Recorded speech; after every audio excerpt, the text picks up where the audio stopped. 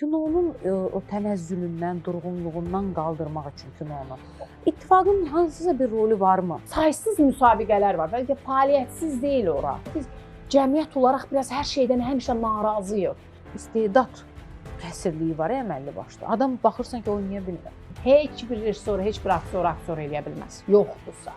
Az pula niyə film çəkilməlidir ki? Yoxsa çəkmə də. Elə büdcələr var ki, kifayət qədər yüksək büdcələrdir, amma iş yoxdur ortada. Hara xərclənir o pullar? Nələr dəyişilir, nələrin alınıb atılır yatırım kimi özləri bilirlər. Biz bilmirik ki. Fikirləşirəm ki, görən insanlar bu yaltaqlıq dərəcəsini görmürlər. Həyatınızı qurmaq istədiyiniz kəs olurmu ki, tələb eləmisiniz, adam üzünü çevirib gedir? Üzünü çevirib getməyib, açığı. Mən çevirib gedə bilərəm.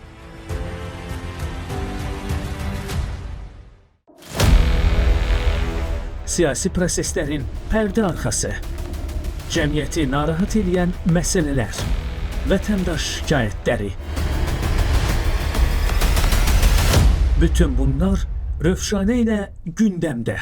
Salam, xoş gördük. Barometr TV-də Rövşanə Ağasəv qızı. Qonağımız var. Qonağımız Bakı Bələdiyyə Teatrının aktrisası Zülfiyə Qurbanova. Zülfiyə xanım, xoş gəlmisiniz. Xoş gördük. Necəsiniz? Yaxşıyam. Yayı necə dincəlirsiniz? Dincəlmirəm. Niyə?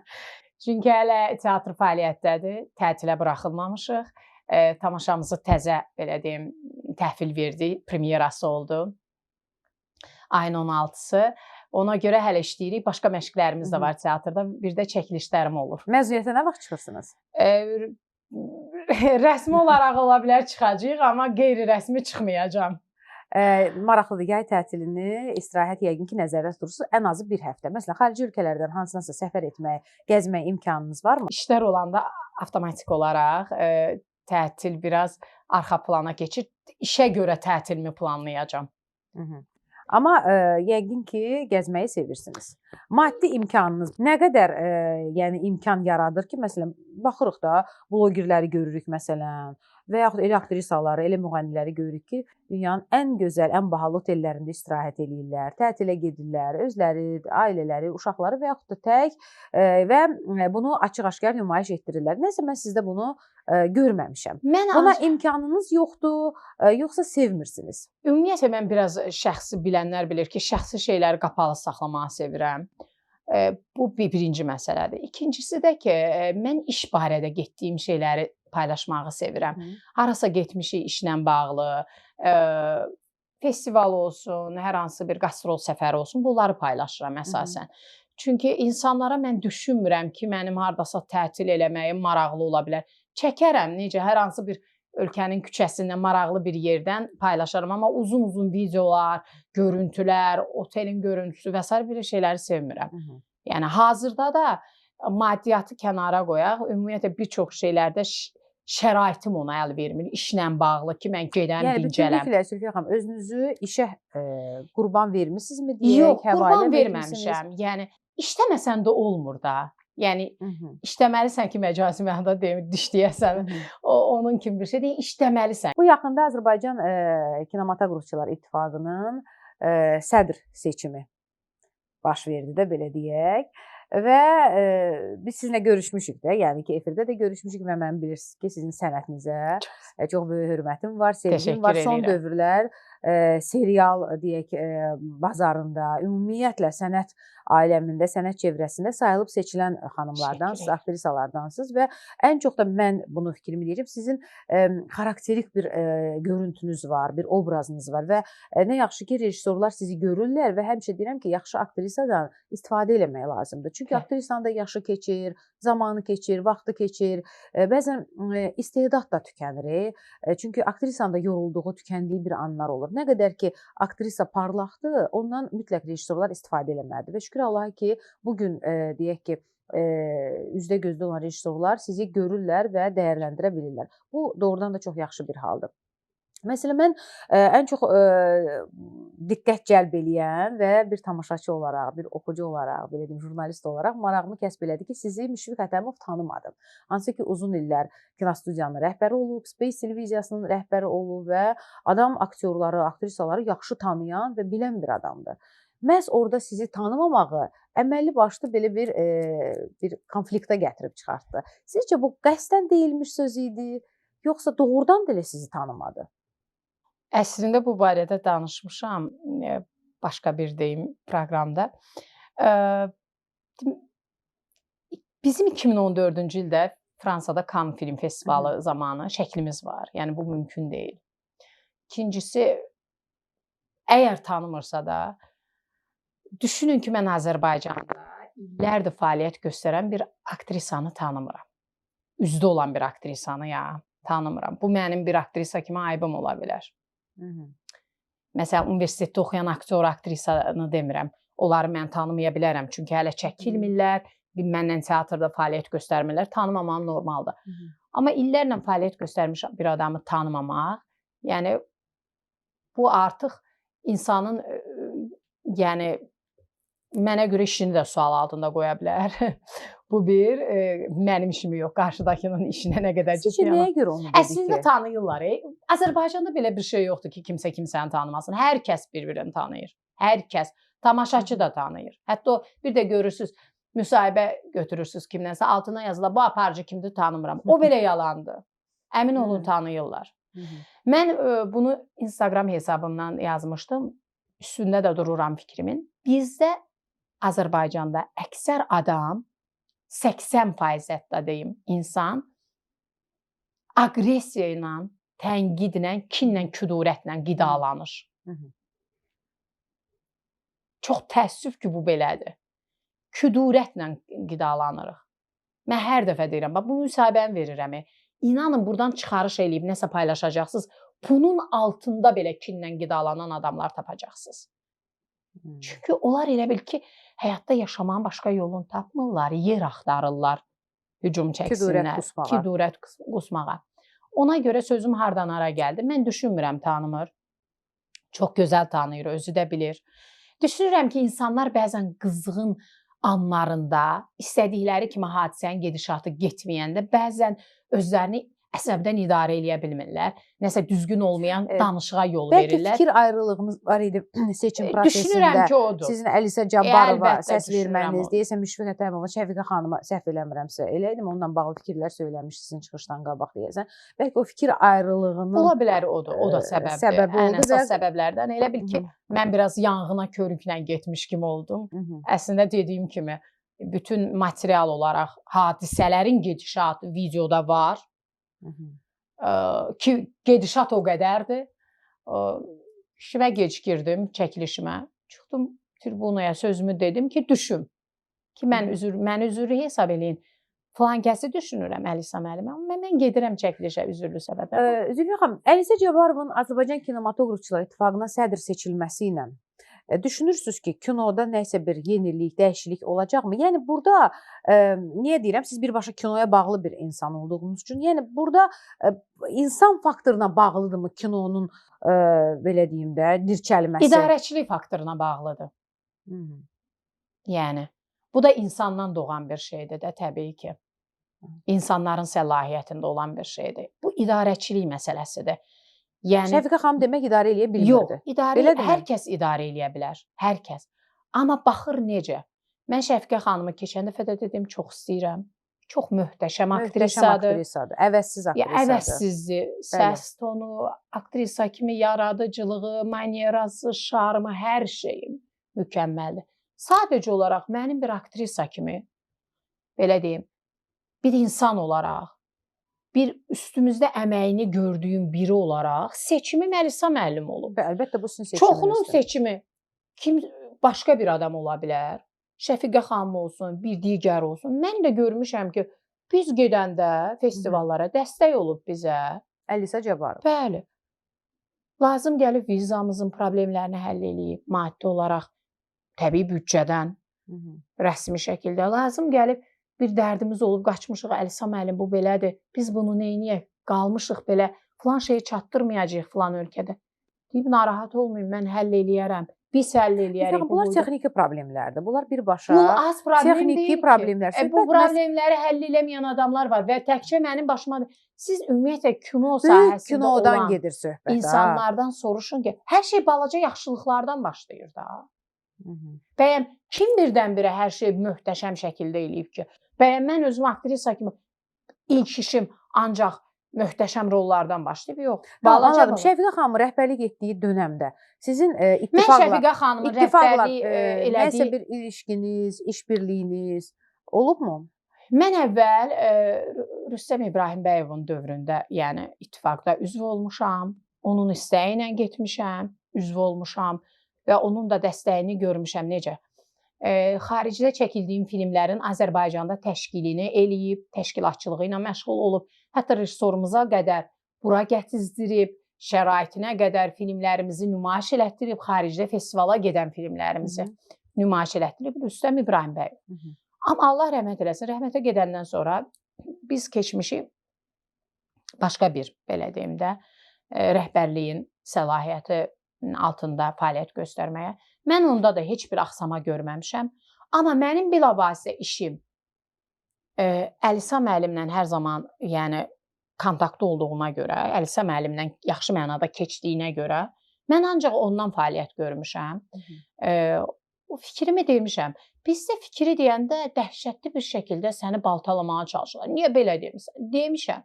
Milyonlarla adam deyib, sadəcə olaraq hamı orada çoxluq Əlisə müəllimi dəstəklədi. Təbii ki də, yəni. Mən də dəstəkləyənlər siyahısındaydım. Sadəcə olaraq mən tribunadan sözümü deyib gedirdim. Elə oldu ki, mərkəzə düşmüş oldum. Zülfiyə xanım, Sovetdən qalma bir qurumdur da əslində Kinematoqrafçılar İttifaqı. Sovetdən qalma bir ümumiyyətlə ittifaqlarla bağlı mən çox soruşmuşam həmişə qonaqlarımla söhbətdə, sənət adamları ilə, məsələn, bəstəkarlar İttifaqı olsun, yazıçılar İttifaqı. Bax, bir kino adamı olaraq bu ittifaqın texniki problemləri qoyaq qırağa, viza problemi olsun, nə bilim, maşın problemi olsun və s. və s.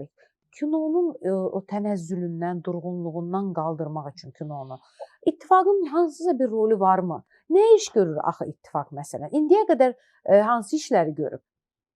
Yəni çox iş var. Yəni məsələn siz kino adamı olaraq deyə mən televiziya ilə bağlı mən deyə bilərəm, amma kino ilə bağlı siz deyə bilmirəm. Nə eləməlidir mənə görə? Nə eləyib məsələn? Kino ssenari müsabiqələri var.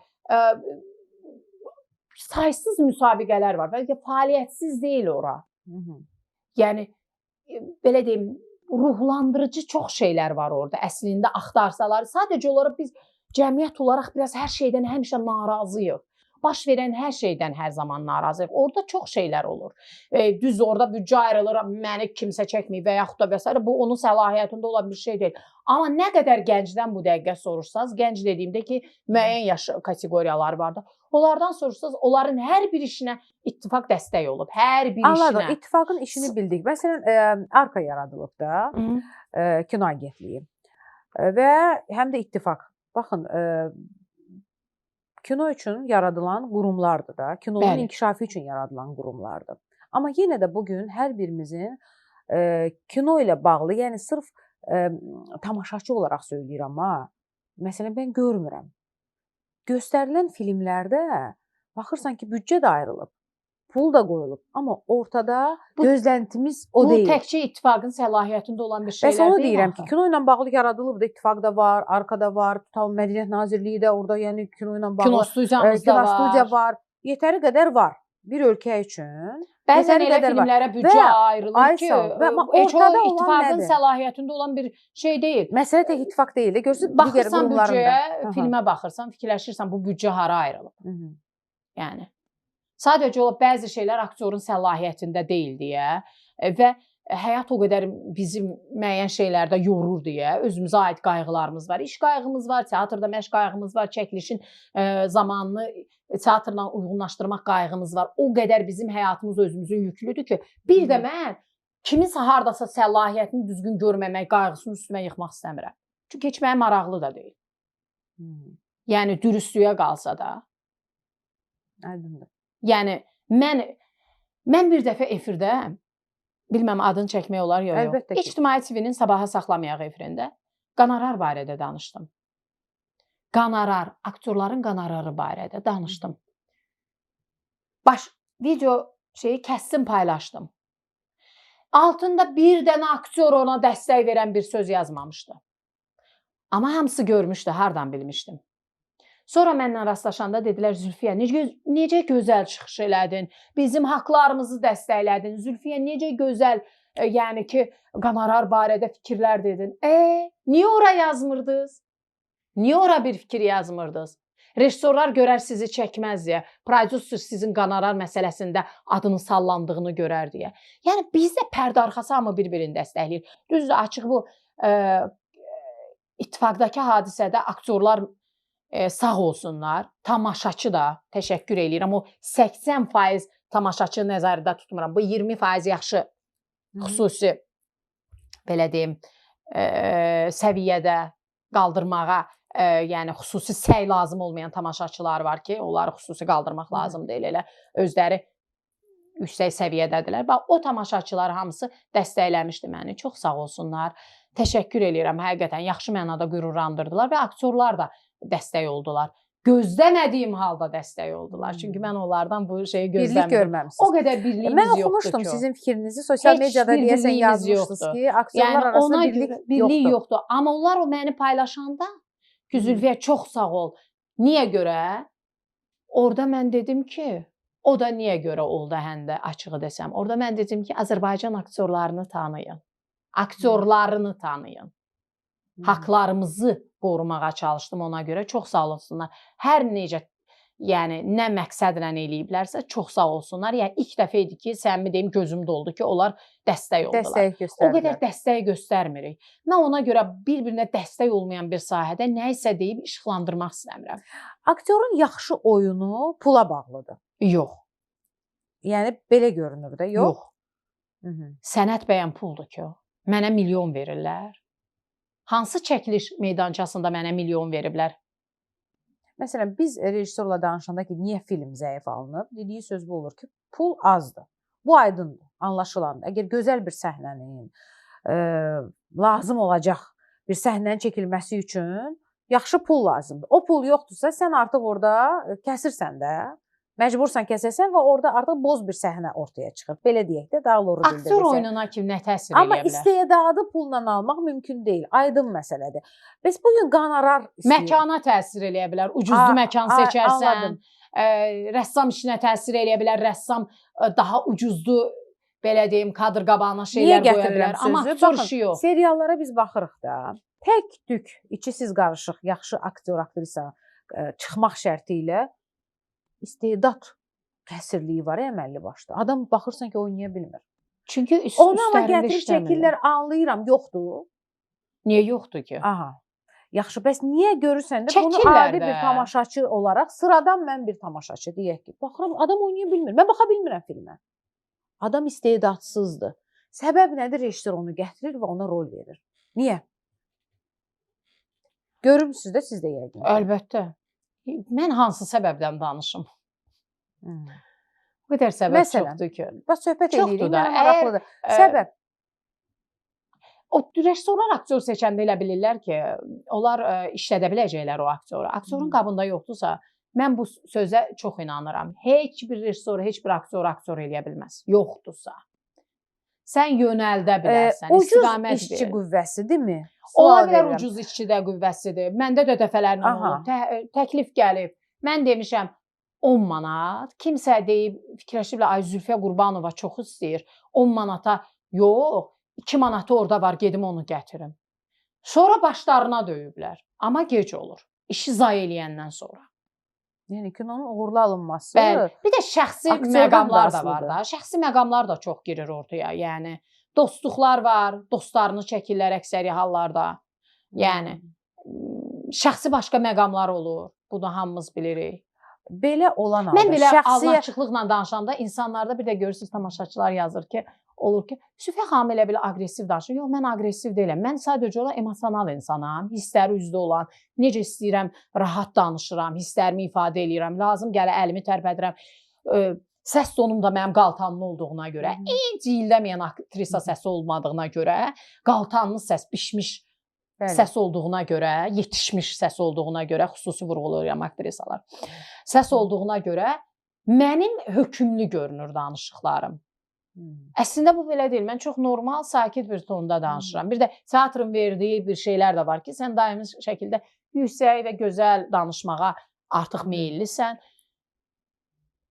Bəzi şeylər şəxsi şeylərə girir, ona görə eləyirlər. Və mən belə danışanda deyirlər ki, özündən arxayın danışır. Danışıram. Şəxsi Kim həmişə çıxıb olub deyə da. bilər Baxın, ki? bax şəxsi hər zaman olur. Məsələn, bu əvvəl Azdramada da olub, şəxsi rejissorla Amma aktrisa heç olmasa arasında münasibət. istedadını ürəli Bəs sürüblər. onu gətirəm, heç olmasa istedadına. Bu Cılızlaşıb da hər şey. İndi şəxsi münasibəti hansısa belə deyim də, heç bir istedadı olmayan, yalnız bədən quruluşuna görə bir aktrisanı dəvət eləmək, yalnız üzünün o gözəlliyinə görə dəvət eləmək və filmi zayə eləmək və mən vaxtımı sərf edib gedib belə deyim də, kinoteatrda oturub bilet alıb o kinoya baxıramsa, bu artıq həm mənim zamanıma girməkdir, həm mən tamaşaçının vaxtına girməkdir. Eyni zamanda da o həm də pulu zayə eləməkdir. Ya rejissor burada pulu yeyir və yaxud da burada heç puldan söhbət getmir və yaxud da artıq belə deyim də, boş məhsul, sanki məhsuldarlığını göstərmək. Hə, mən də bir film çəkdim, amma zay bir film çəkirsən.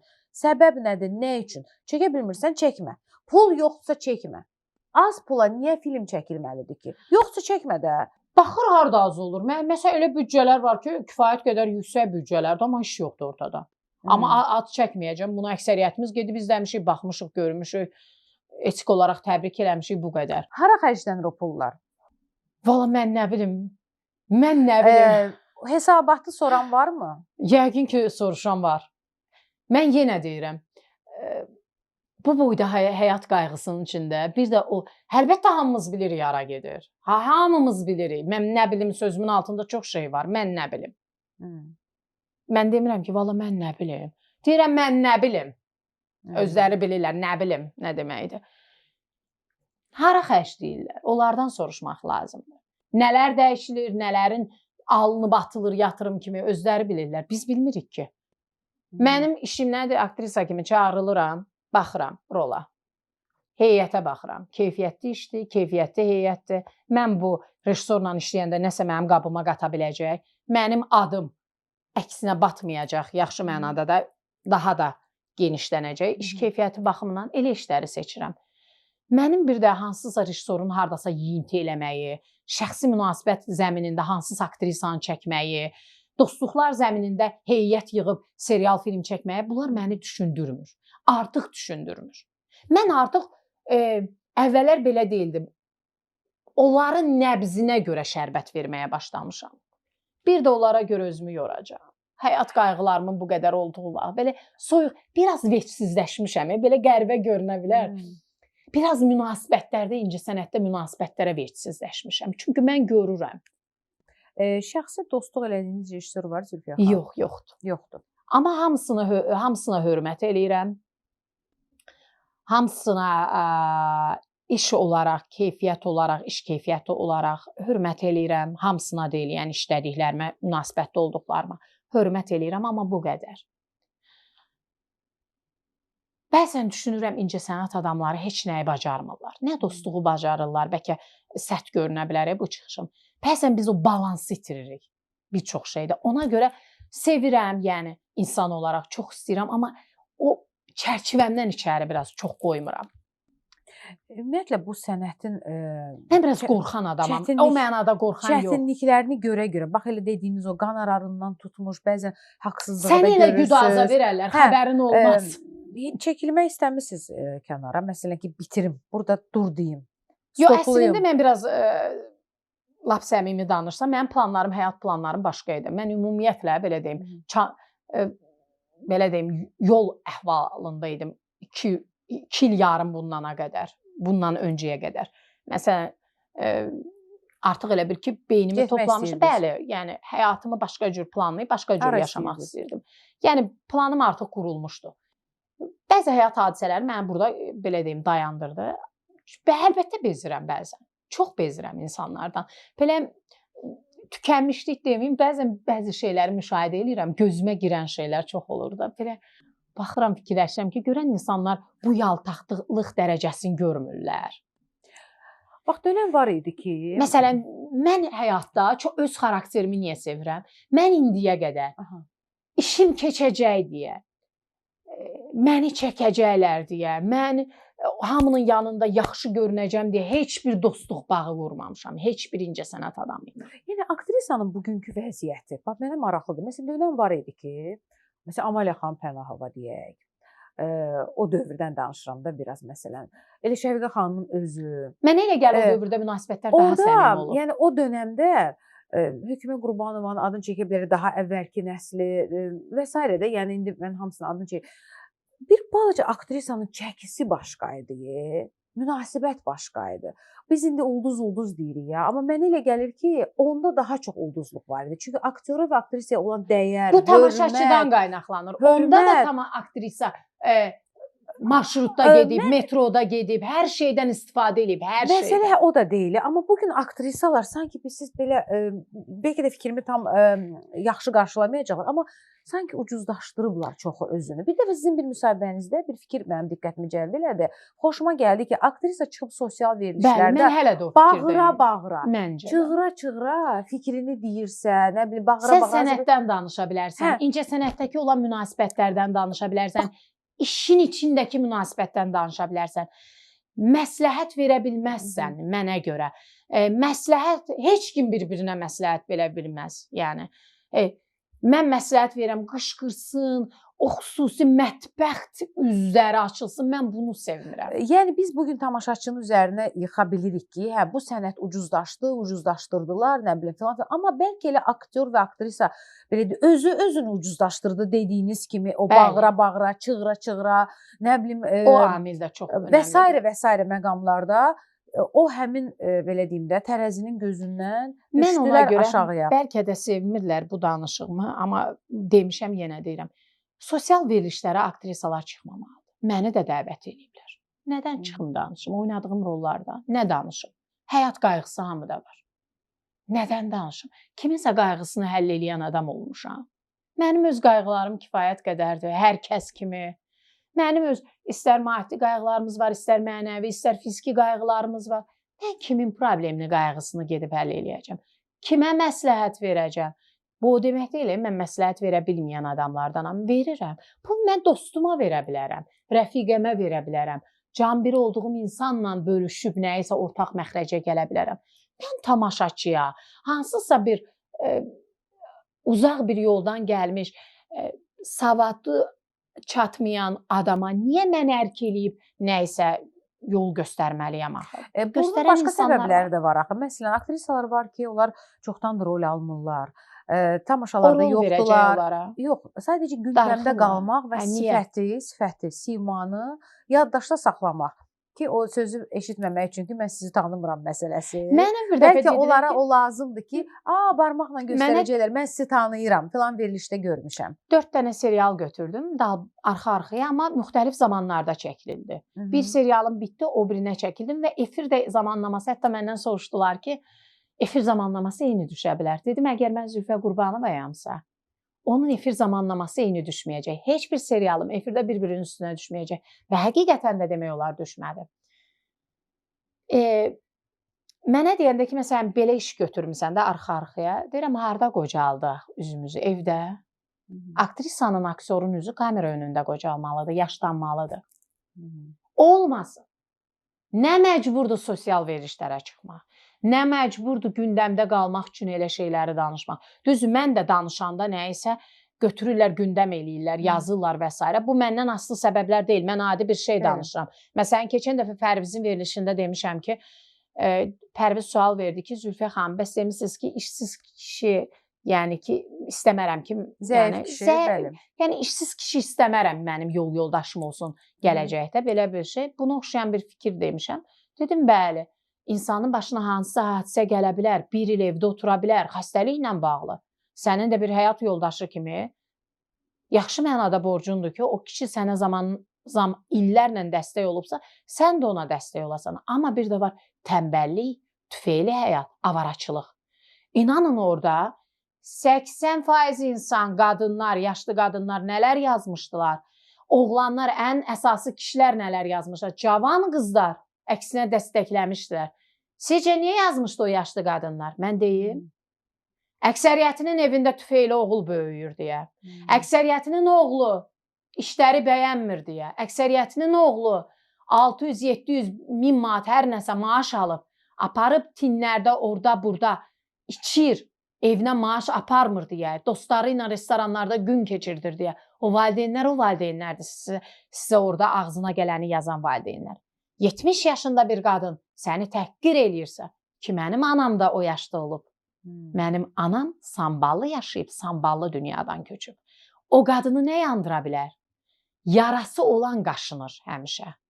Kimin yarası var hardasa, siz deyirsiniz aktrisalar var. Mən özümə götürmürəm. Çünki mən bilirəm ki, Allah mənə kimsə hansı rejissor deyə bilməz ki, Zülfiyə Qurbanovanın səsi yerində deyil. Çəkə bilmərəm, pəltəkdir. Deyə bilməz Zülfiyə Qurbanovanın fakturası yerində deyil, görüntüsü. Göz qabağındadır. Deyə bilməz Zülfiyə Qurbanovanın istedadı yoxdur. Deyə bilməz tərbiyəsi yerində deyil.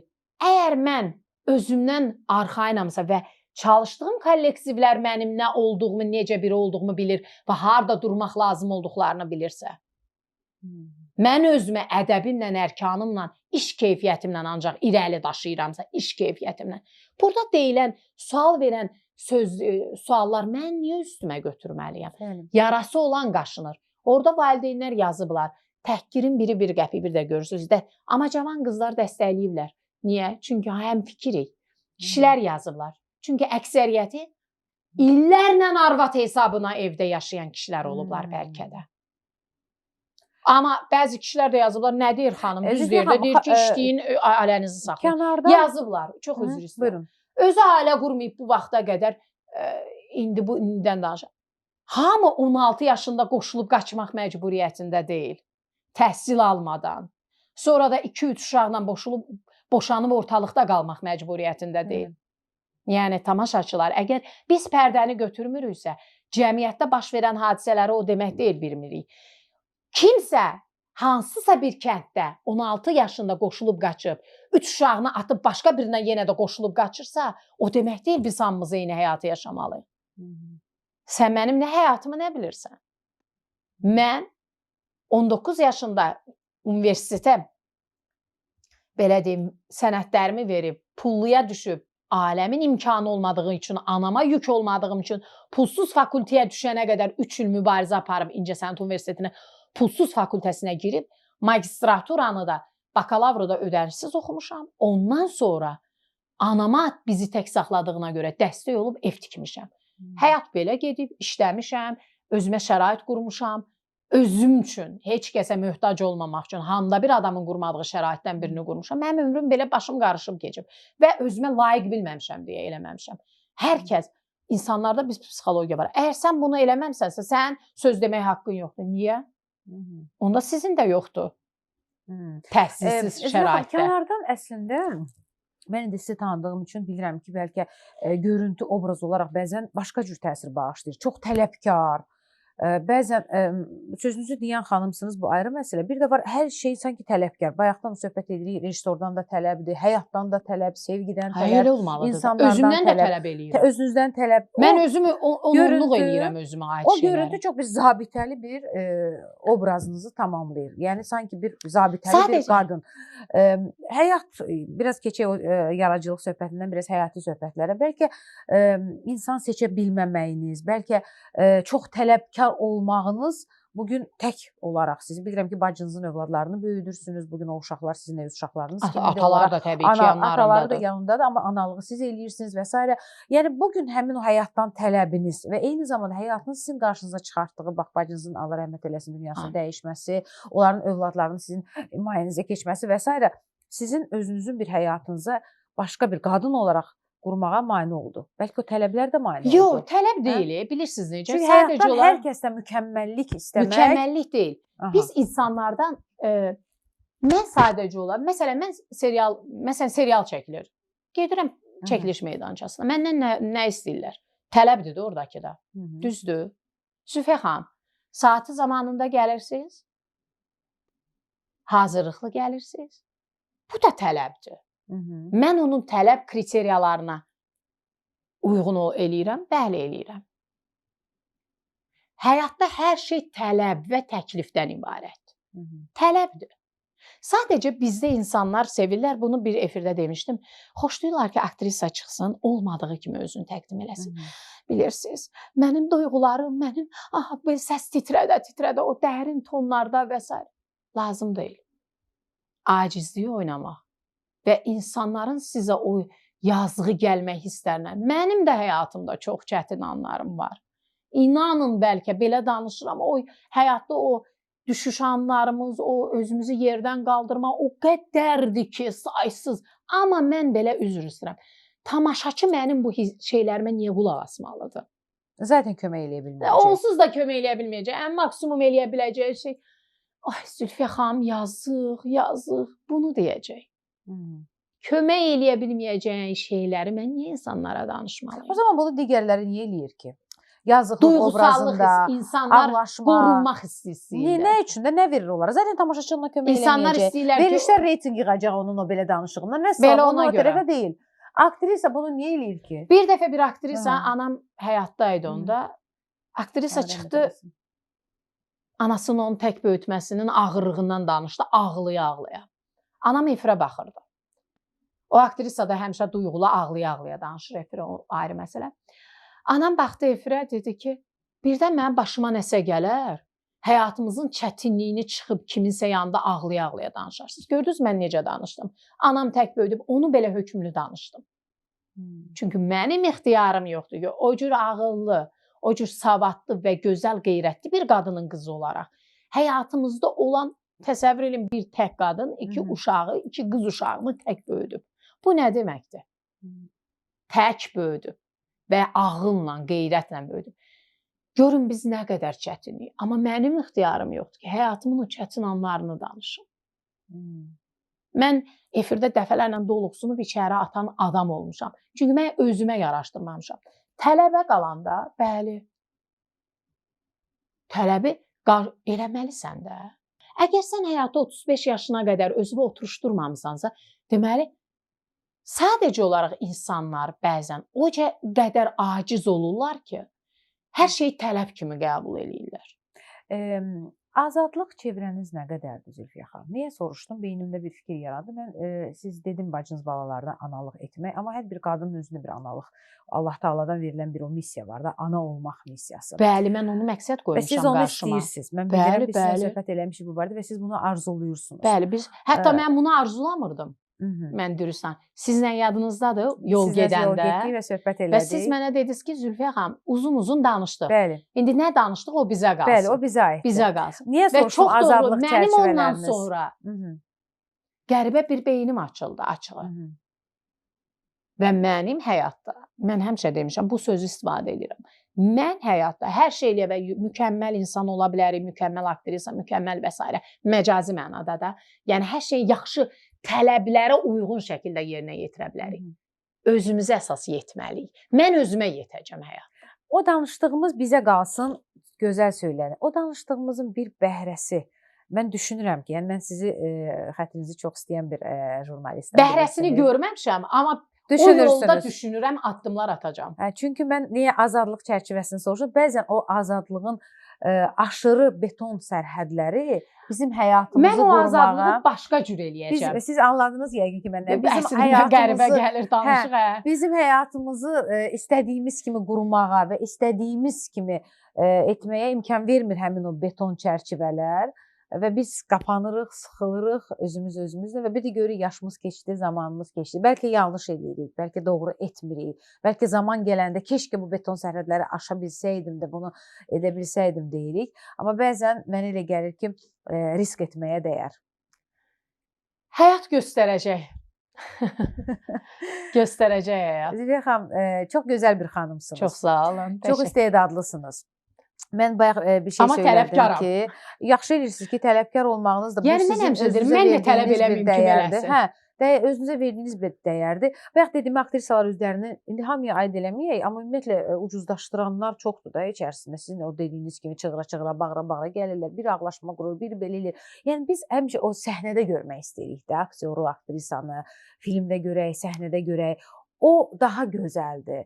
Məsələn, efirdə belə oturaq söhbət eləyək, amma onu çağırıb o sosial verilişlərdə qışqıra-qışqıra, bağıra-bağıra, güya ki, nəsə məsələ həll eləyəcək, hansı ki, heç bir məsələ həll etməyəcək. Mən şəxsən istəmirəm o məsələləri həll. Yəni, bu şeylər aktrisanın çəkisinə hesab edirəm ki, çox təsir etmiş olur. Çox əli çatan eləyir. Aktrisa biraz əl çatan olmamalıdır. Mən həmişə deyirəm ki, məni harada görə bilər tamaşaçı? hansısa tədbirdə bütün mini vasitələrdən istifadə edirəm, nəqliyyat vasitələrindən. Nəqliyyatda görə bilər. Maşınınız yoxdur. Yoxumdur. Bu da ki, insanlara bəzən qəribə Bəs gəlir. yaxşı, bu Maddi qədər qənaət səbəblərdən deyil. Tələb eləyirsiniz Yox, qəti maşına. maddi səbəblərdən deyil. Bunu bilənlər bilir ki, mən istədiyim hər şeyi, yəni eləyə bilən adamam. O iqtidardayam. Maddi səbəblərdən deyil. Qorxursunuz maşın sürməyə? Mən biraz maşın sürməyə, bunu danışmışdıq, qorxuram. İndi bəlkə irəliləyən vaxtlarda nəsə bir o qorxularımın üstündən gəlsəm, üstəsindən belə öhdəsindən gəlsəm eləyə bilərəm. Maddi səbəb deyil. Yəni ki, məni nəqliyyat vasitələrində görə bilərlər, hansısa müsahibəmdən belə çıxarışlarda, parçalarda görə bilərlər, tamaşada görə bilərlər, Instagramda paylaşımda görə bilərlər. Amma mən həyatda özümü ucuzlaşdırıb, hər bir baxımdan, yəni özümə şərait yaratmaram ki, görsünlər. Ona görə yox, mən ali səviyyəyə qaldırmışam, yox. Hətta ən doğmanız belə özünüzü adiləşdirəndə siz onun gözündə adiləşirsiniz.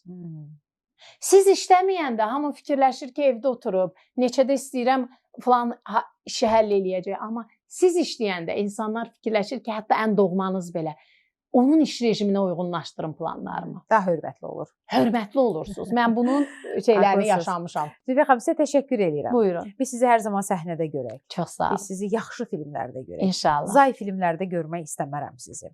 Bəzən doğrudan da baxırsan ki, film ssenari sıfır, rejissor işi bərbad, bir aktrisa görürsən ki, dartır da çiynində, o yükü dartmağa çalışır, tərəf müqabil zəif və s.